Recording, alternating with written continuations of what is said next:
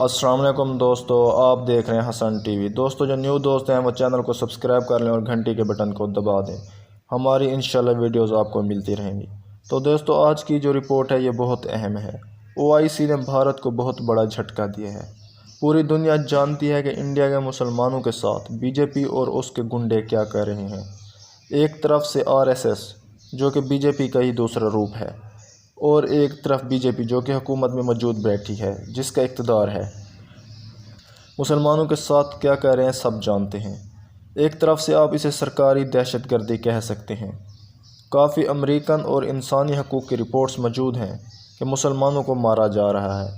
مسلمان بچے کو مندر میں پانی پینے پر مارا گیا، گائے ذبح کرنے پر قتل کیا گیا۔ ہندو راج کے نام پر ہر روز کوئی نہ کوئی مسلمان کو مار دیتے ہیں۔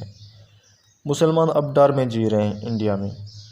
اب OIC نے بھارت کے مسلمانوں کے سٹیٹس پر میٹنگ بلائی اور کشمیر کے مسئلے پر سعودی عرب نے بھارت کے سفیر سے ملاقات کی۔ آپ دیکھ لیں، سعودی عرب جو کشمیر کے مسئلے پر پہلے پاکستان کے ساتھ نہیں تھا، اب اسی نے جو ہے اس کے سفیر کو بلایا بھارت کے۔ OIC نے بھارت میں اپنی ایک ٹیم بھیجنا چاہتا ہے۔ اگر ایسا ہو گیا تو بھارت کے لیے مسئلہ ہو جائے گا۔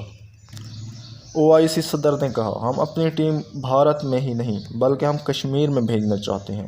آپ جانتے ہیں کہ کشمیر میں کرفیو ہے، لاک ڈاؤن ہے اور مسلمانوں پر وہاں ظلم کیا جا رہا ہے، تو وہاں پر بھیجنا چاہتے ہیں اور دیکھنا چاہتے ہیں حالات کیا ہیں۔ OIC نے یہ فیصلہ کیا کہ ہم بھارت کے مسلمانوں کے ساتھ ہیں۔ OIC نے اپنا ایک بیان جاری کیا جس میں کہا کہ ہم نے بھارتی سفیر اویس سعید سے ملاقات کی۔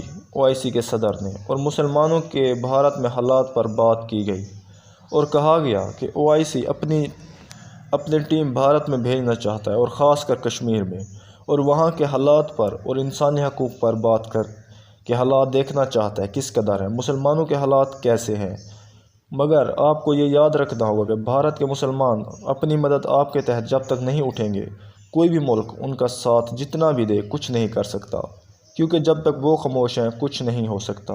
مگر یہ ایک سچائی ہے کہ بھارت میں مسلمانوں پر بہت ظلم کیا جا رہا ہے، کیونکہ وہاں کشمیر میں جس بھی انسان کو مار دیا جائے وہاں پر صرف یہ بتایا جاتا ہے کہ یہ مسلمان تھا اور دہشت گرد تھا۔ مسلمان کے ساتھ دہشت گردی کا لیبل لگا دیا گیا ہے۔ تو دوستو یہ تھی نیوز، آپ کو کیسی لگی ہمیں کمنٹ میں ضرور بتائے گا۔ ملتے ہیں نیکسٹ ویڈیو میں، اللہ حافظ۔